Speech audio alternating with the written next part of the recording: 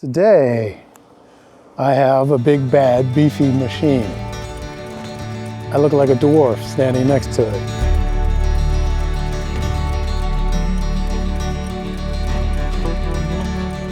Hi guys, Nothing to Prove here. Today's a beautiful fall day, and yeah, I'm on the GS Adventure, the big bad dog. I look like a dwarf, don't I? I've shrunk. Or is it this has grown? No, actually this is lower. One of the changes this year. This seat is 20 millimeters actually lower. It's two-way adjustable, and that's lower. And they've also increased the wheelbase by 30 mils or so. And I'm already getting into the changes. What has changed from the 2024 1250 GS Adventure to this 1300 2025 GS Adventure? Let's talk about them right now.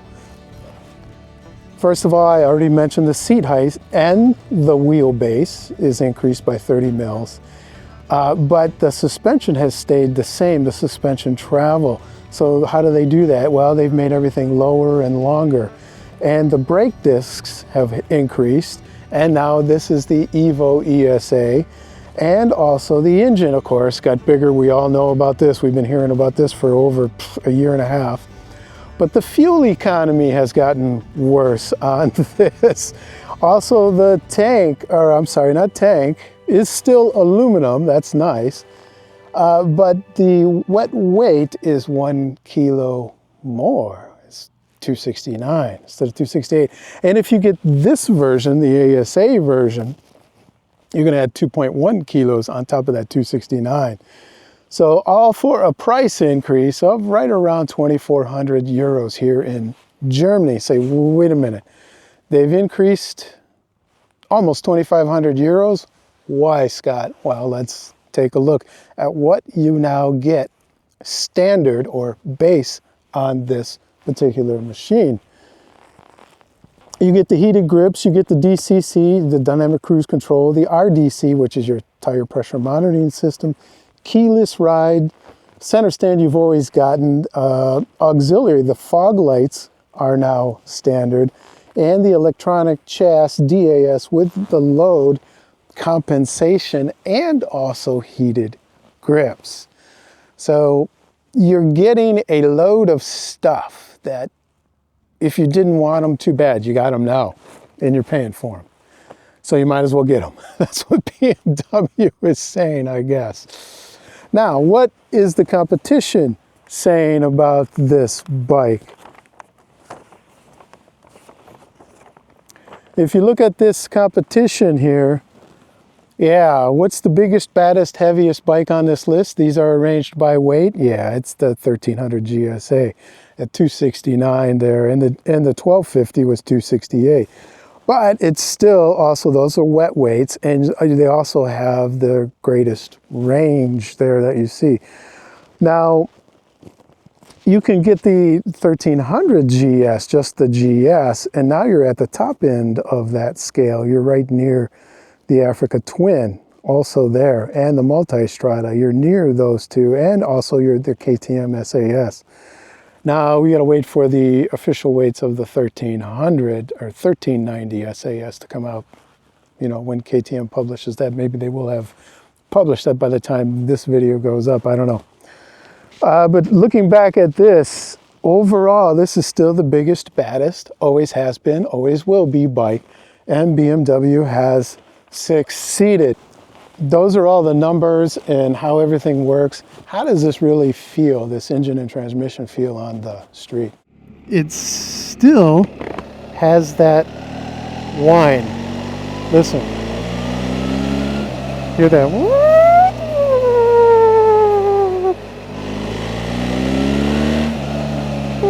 Yep, still got it. They haven't. Hear it? Oh, yeah. It still makes that noise. It's not as predominant as on the GS because you have more tank here, and you have an aluminum tank versus the GS has a plastic tank. I don't think that really deadens the sound any more than the plastic, the aluminum, but it's still there, that triple wine. My wife named it the Triumph Triple Wine. Now BMW on their 1300 Boxer has that. It's not as predominant as the triple wine. No. But my wife nicknamed it that. But this ASA is doing well. I'm liking it, especially in dynamic. It's hanging onto the gears just a little longer. Now watch. If I drop 3, 1, 2, 3, go. 4, 5, 6. Oh, yeah, beautiful. Beautiful. Yeah.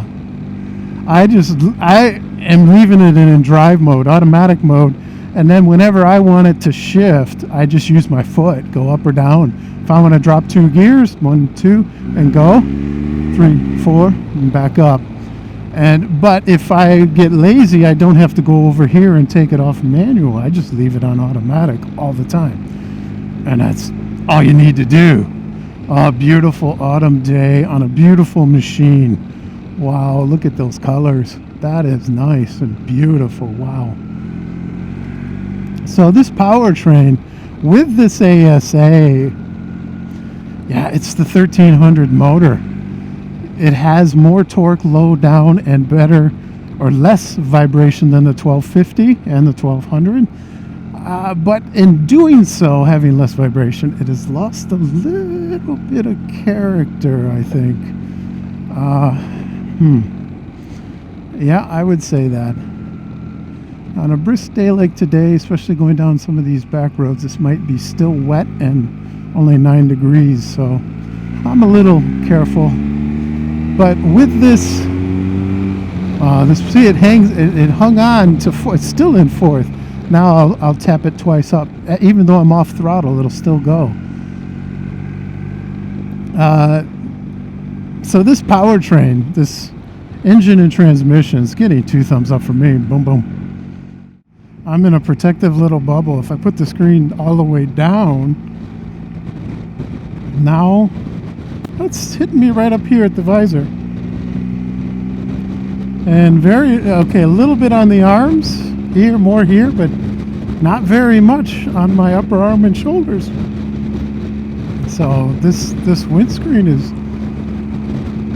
doing fairly well. I'm surprised. Now if I go up just a hair, right about there.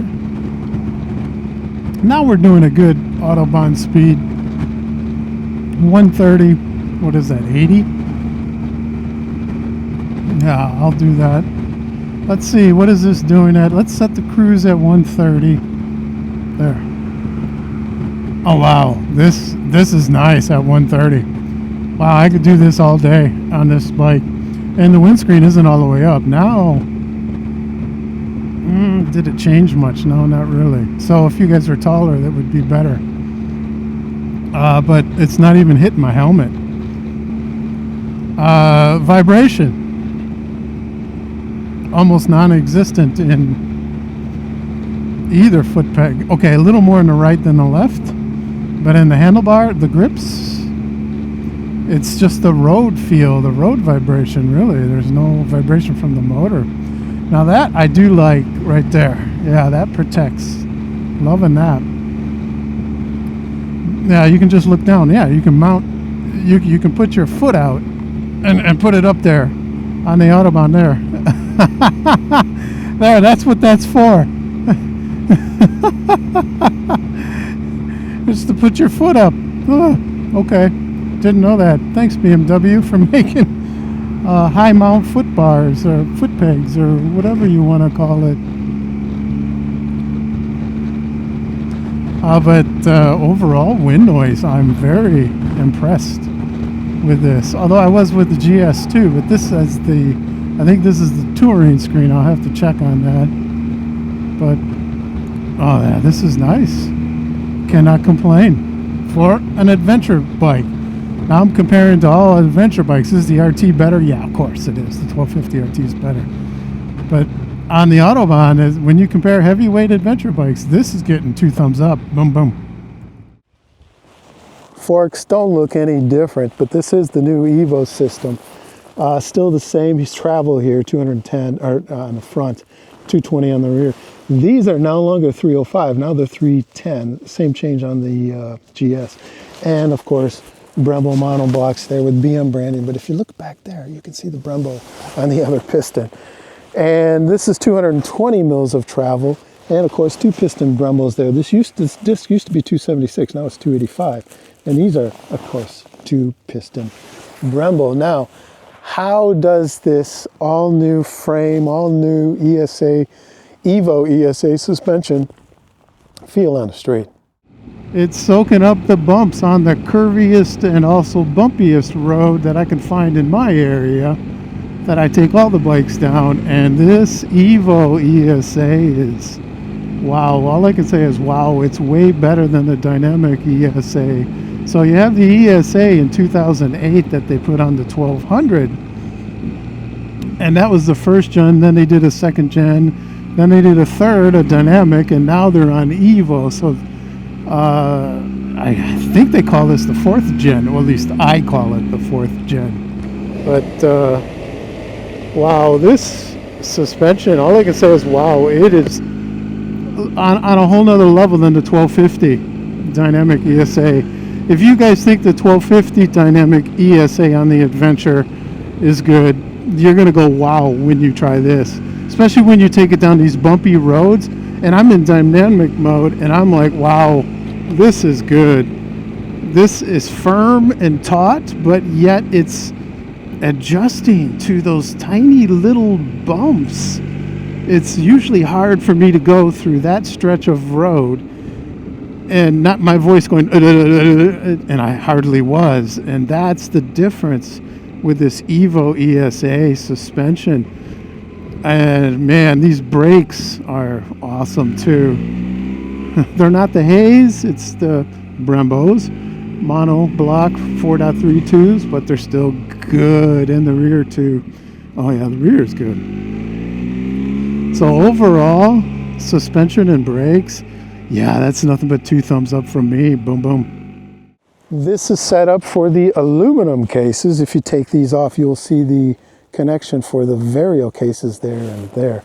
But I'm not sure I'm liking this, but it is very robust. Look at how strong and sturdy that is.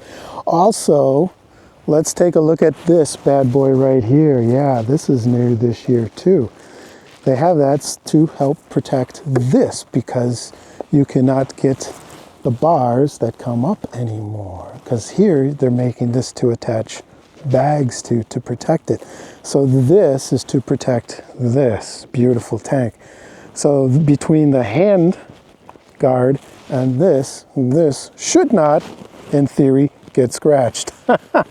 So coming back here, look at this. Yeah, this is also new this year. It's ready for the aluminum cases here.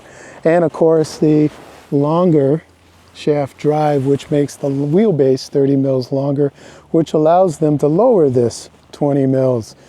So this is 870 currently at this height. And this is, I'm on my tippy toes, guys. So yeah, that's pretty close. Now let's look at this beautiful 30-liter tank. And right here, look at this. This is a little bar here, and the BMW tank bag connects on there and then pivots up and back down so that you can get into, for example, the smartphone compartment right there. And there's the USB plug-in right down there. And this is sealed, although it's not environmentally controlled like on my RT, although none of the adventure bikes are. But yeah, anyway. But how is this new package, say, in a little village? This is perfect. Perfect. 30 kilometers per hour. Let's see if we can keep it there. And maneuver mobility. This thing yes, this is 1 kilo heavier than the 1250 Adventure. But I can't tell if I don't feel it. Yeah, you can't feel the difference between 1 kilo, and that's hard to do. But as far as this thing, and its flickability. Man, this is just boom, boom. It's so smooth.